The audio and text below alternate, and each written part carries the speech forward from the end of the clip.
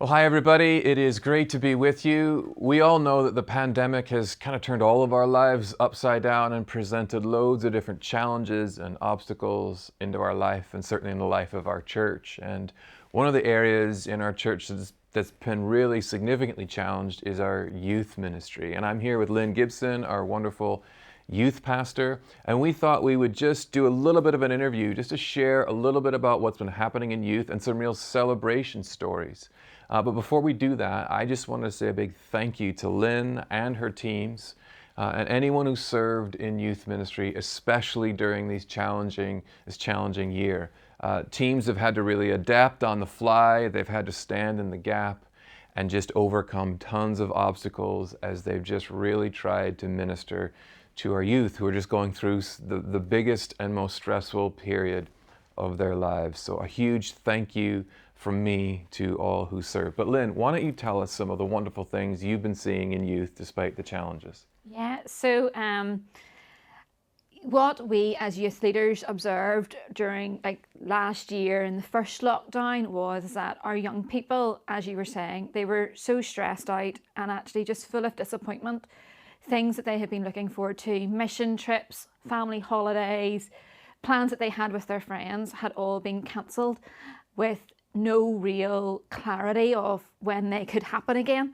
And so from September onwards, we as a youth team committed to praying against that and actually praying for an increase of confidence with our young people, that despite all the uncertainty, that they would feel confident and secure both in themselves, their relationship with God, but also with whatever's going to be happening in the future for them. And we have really seen God answer that prayer with some of our young people.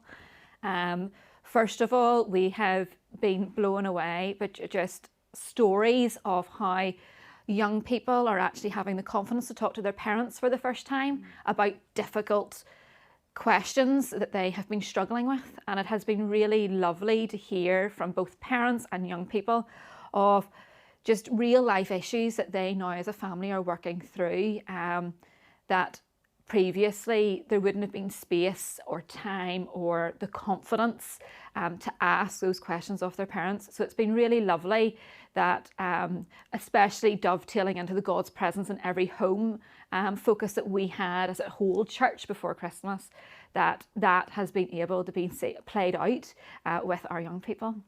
The second thing that we have really seen answer to prayer in with the whole idea of confidence is, during the first lockdown, some of our young people Zoom was just a step too far. They didn't feel comfortable coming online, and we totally got that. It was a strange thing to do.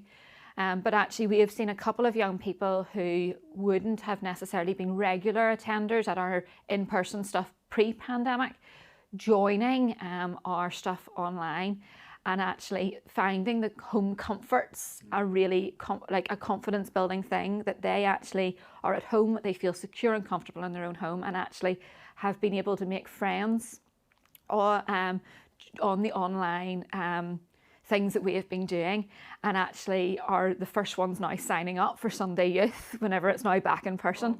So that's awesome that we've a small number of our young people actually now have the confidence to be in person with our youth that they wouldn't have had before 18 months ago.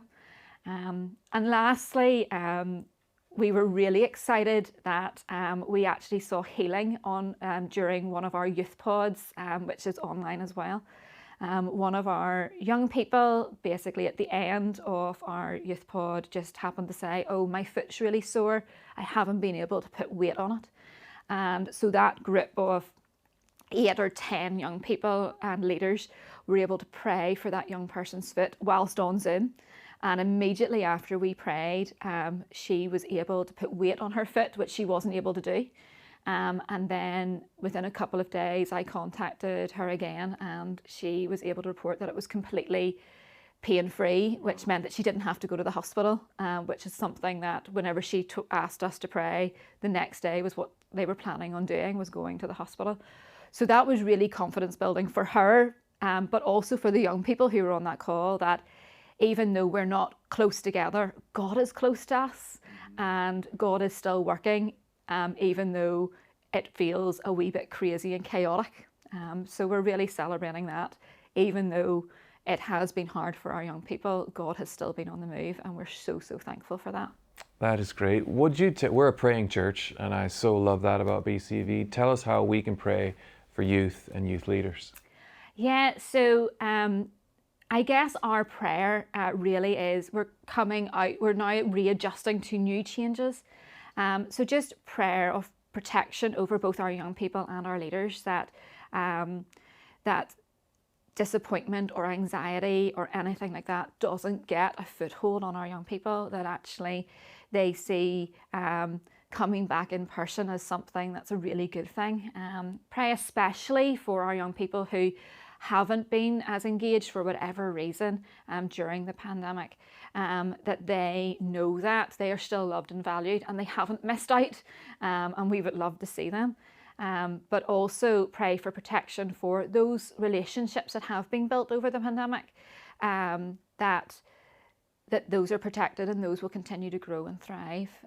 Pray for our leaders that they have supernatural energy, because, as you say, they have been working behind the scenes and pivoting so graciously and wonderfully, that they have this supernatural energy just to keep investing time in our young people, and knowing that actually what they're doing is really valuable for the kingdom. That's great. Well, one of the things the pandemic has also done is it's brought radical clarity to many of us. And maybe you're hearing Lynne share and hearing these celebration stories, and you're really feeling stirred, and the Holy Spirit is actually bringing some clarity to you, that one of your responses is actually to serve. Maybe Jesus is asking you to serve our youth, our young people on one of the teams in some way, shape, or form here coming up in the future. And if that's you, we'd want to encourage you to follow that up and get involved. So Lynne, how would somebody follow that up and get involved? Yeah, so if you are thinking youth ministry is for you, we would love to hear from you.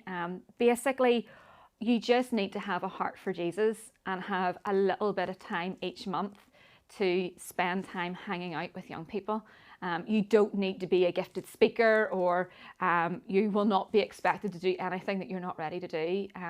Whenever I look back on my time as a teenager, the adults and the people that I remember are the ones who just sat and listened and chatted to me. And so if you're someone who is able to sit, listen and chat to some wonderful teenagers, I would love to hear from you.